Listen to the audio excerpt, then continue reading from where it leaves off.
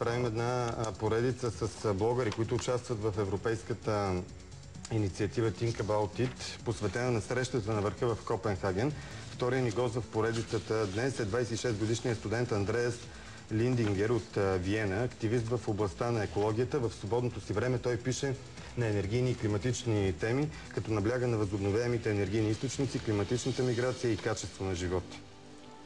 Защо смятате, че трябва да обръщаме внимание на климатичните промени? Според мен става дума за отговорности. Отговорности в две области. От една страна трябва да сме отговорни пред следващите поколения, т.е. нашите деца и внуци, и да им оставим света такъв, какъвто сме го наследили ние от нашите родители.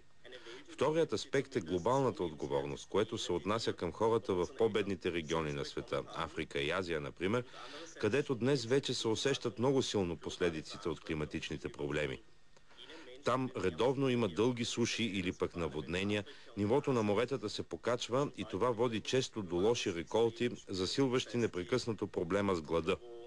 И ако погледнем от научна гледна точка, ще видим, че ни остават само 5-10 години за противодействие. Значи през следващото десетилетие промените в климата ще са най-голямото предизвикателство пред моето поколение. Трябва най-сетне да вземем собственото си бъдеще в ръце и да го направим така, че да си заслужава да си живее.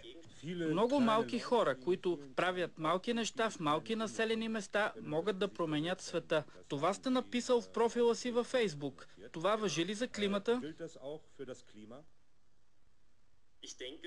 Според мен да, защото има две плоскости на действие.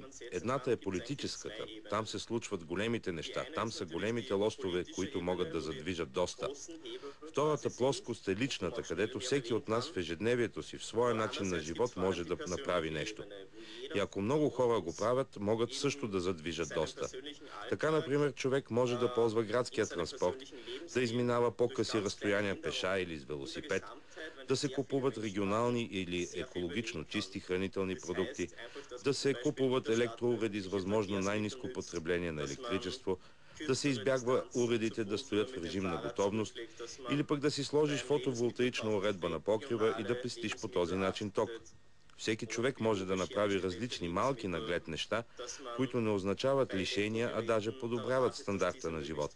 Какво очаквате от срещата на върха в Копенхаген? Ще се промени ли ситуацията коренно? Двете основни теми, които са важни за мен, а и за повечето хора, са поставените цели за намаляване на вредните емисии и помощта за развиващите се страни от страна на развитите държави да преодолеят последиците от климатичните промени. През последните месеци шансовете за един всеобхващащ договор бяха много лоши, но през последните дни от САЩ, Китай и Русия чухме за първи път конкретни цифри и видяхме сигнали за готовност да се действа. Ето защо лично аз съм малко по-оптимистично настроен. Тези цифри обаче не са достатъчно амбициозни, като се има предвид огромното предизвикателство да се намалят вредните емисии до толкова, колкото препоръчват учените. Затова смятам, че в Копенхаген ще има само един слаб договор, който обаче не бива да се разглежда като крайна точка, а като изходна. Договорът трябва да остане отворен, за да може да има изменения и допълнения. Очаквайки тези неща, не съм чак толкова голям оптимист, но се надявам да бъде поставено едно добро начало.